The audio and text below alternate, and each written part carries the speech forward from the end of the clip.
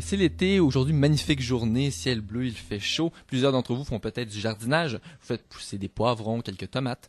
Mais un beau jour, c'est le drame. Il y a une infestation de papillons dans votre potager. Vous devez réagir, mais comment? Si vous avez l'âme écolo, pas question de toucher à des insecticides chimiques, donc est-ce qu'il y a une solution pour que vous pouvez vous sortir de ce dilemme? Eh bien, il y a une entreprise québécoise qui a une solution pour vous.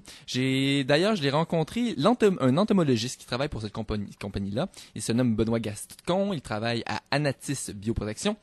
Lui, il commercialise des guêpes qui permettent la lutte contre les infestations de papillons dans les champs de maïs, mais qui est aussi utile pour les jardiniers amateurs. Je l'ai rencontré à l'occasion du festival Eureka, le 13 juin dernier. Entrevue avec Benoît Gascon, entomologiste chez Anatis Bioprotection. Donc, votre entreprise offre des solutions alternatives au contrôle des insectes. Et pour ça, vous utilisez une petite guêpe microscopique. C'est quoi cette guêpe-là? En fait, la guêpe s'appelle trichogramme. Il y a plusieurs espèces de trichogrammes qui vont se différencier par leur méthode d'action dans les cultures. En gros, la guêpe parasitoïde, on dit parasitoïde parce qu'elle va détruire un autre organisme vivant.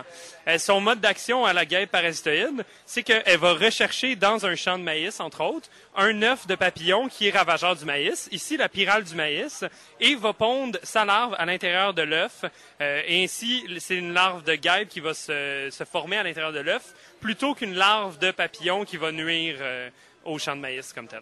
Et une fois que que la larve de la guêpe a tué la larve du papillon, qu'est-ce qui arrive donc il y a une guêpe qui sort, et là, qu'est-ce que vous faites avec les guêpes ensuite? Est-ce que vous avez une infestation de guêpes dans le champ? Ben, c'est sûr que tant qu'il va y avoir des œufs du papillon ravageur, la guêpe va faire son travail dans le sens qu'elle va les chercher et elle va les détruire. Par contre, c'est pas une guêpe qui a un très grand rayon d'action. Donc, dès que la population de papillons va diminuer drastiquement, notre population de guêpes va diminuer aussi. Ils vont tout simplement mourir, là. Une guêpe va vivre environ 7 jours au maximum s'il y a une présence de miel. Donc, dès qu'il n'y a plus de miel ou qu'il n'y a plus de prédateurs ou de proie, finalement, elle va tout simplement mourir, là. Et ça, c'est une solution de remplacement pour les fermiers à des insecticides.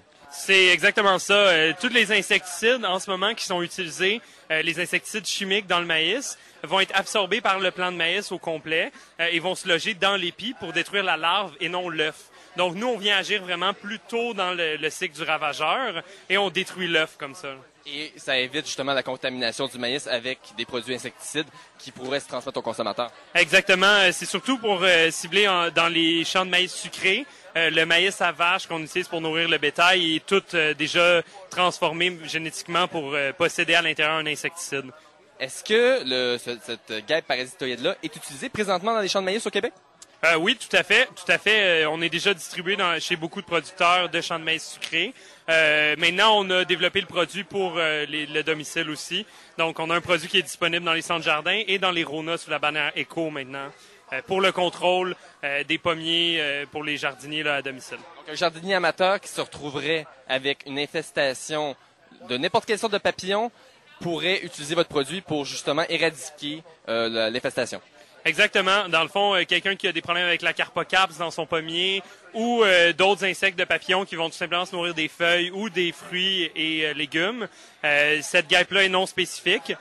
Par contre, les différentes espèces de guêpes ont des modes d'action différents.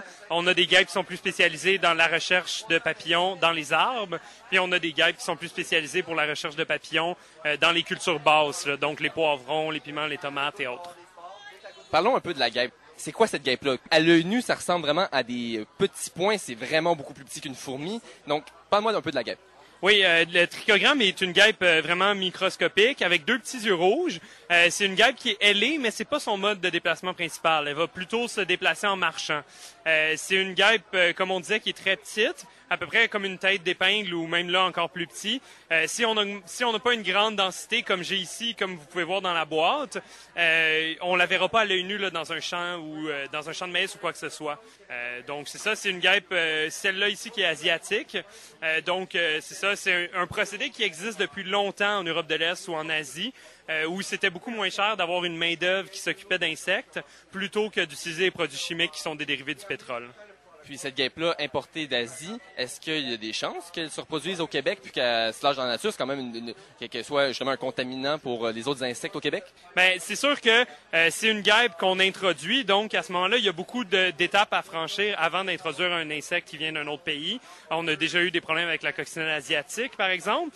Mais non, parce que ici, on a encore un hiver qui est trop rigoureux pour qu'elle passe l'hiver, tout simplement. Elle peut pas rentrer dans les maisons non plus parce qu'elle aura pas d'œufs de papillons pour se reproduire. Donc, il n'y a pas de moyen qu'elle passe l'hiver. Mais il existe déjà plusieurs espèces de trichogrammes qui montent des États-Unis pendant l'été, pendant la saison où les papillons sont présents, là.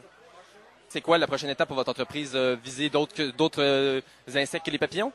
Oui, définitivement. On a déjà des acariens prédateurs qui vont lutter contre la mite à 2 points, qui est un autre grand ravageur des cultures, principalement les cultures en serre, donc les plantes de tomates et autres.